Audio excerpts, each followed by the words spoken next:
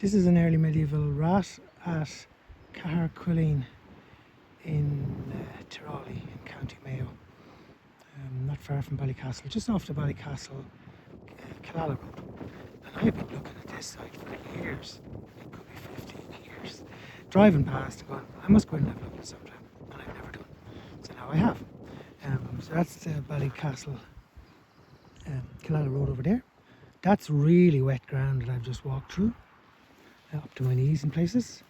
And this is a very simple little rath.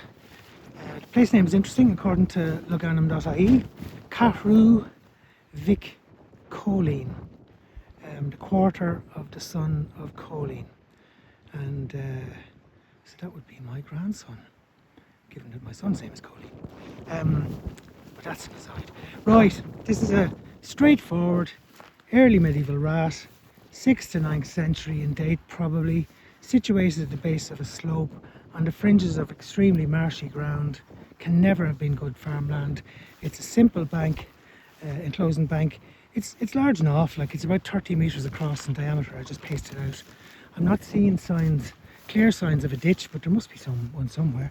The ground in the interior is slightly raised. They're probably just fed up with the weather and the wetness and the waterloggedness. But if I was digging a site and I hope to find waterlogged material, like post and wattle and organic finds and wooden artefacts and so on, I'd be digging here. And this looks west of the acres. The banks are really well preserved. In places they've been walked down by cattle over the years. But there's a piece over there, a stretch of bank over there, which is what's that, 1 metre 50 in height, quite steep. And funnily enough, you can't really see a ditch on the exterior. If I prowled along a little bit more, it could be covered up by rushes. So you can see there's a single bank. This is the interior. Again, this is where your roundhouse would be, and your pens for pigs, and the places for maybe carrying out a bit of craft work. But this is a simple site. And I happen to know, because I've stood on them, there's a really big ring fort over there behind those trees, and then another one further along in League, which I was on, and I know from looking at Google Earth there's 2 or 3 out there. So we got a lot of ring forts along this way.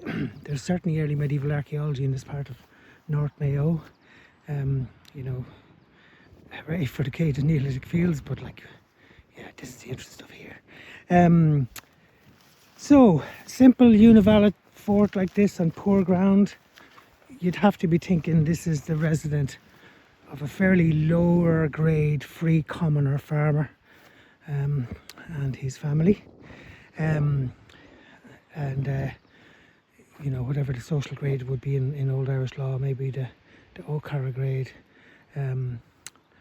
Possibly, you know, on his lord's land, which I reckon is a really big ring fort over there beyond those trees. Maybe tending his lord's crops. Maybe getting a lot of cattle every year and returning that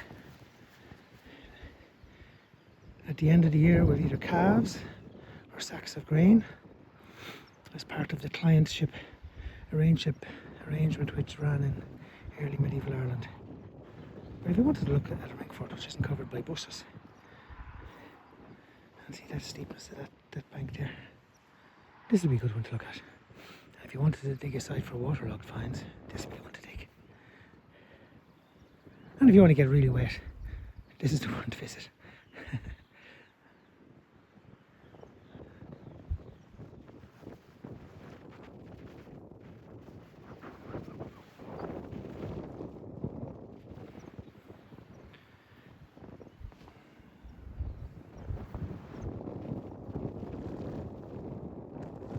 Again, as always, I'm struck by the fact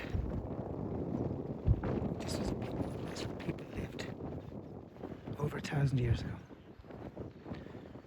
And while they may have mostly vanished from the earth, these physical traces of their lives survive. That's what archaeology is about.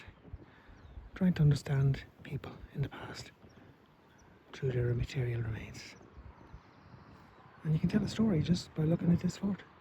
from what we know about all of the other ones that we've investigated. Anyway, on we go.